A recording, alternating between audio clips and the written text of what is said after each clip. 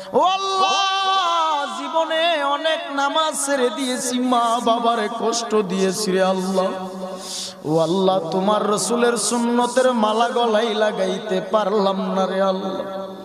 তওবা করে নিলাম আজকে আলেমুল আমাদেরকে সাক্ষী রাখিয়া তওবা করলাম আল্লাহ, আর কোনোদিন নামাজ ছাড়বো না, রোজা ছাড়বো না, মানুষকে কষ্ট দিব না, সুদের খাতায় নাম লাগাবো না, কোনোদিন খারাপ কাজে লিপ্ত হব না।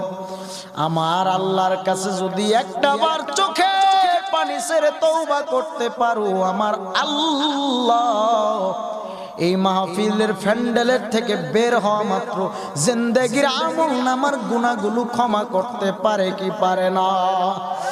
বলেন রহমান তিনি কে, রহিম তিনি কে, রাজ্জাক তিনি কে, জব্বারু তিনি কে?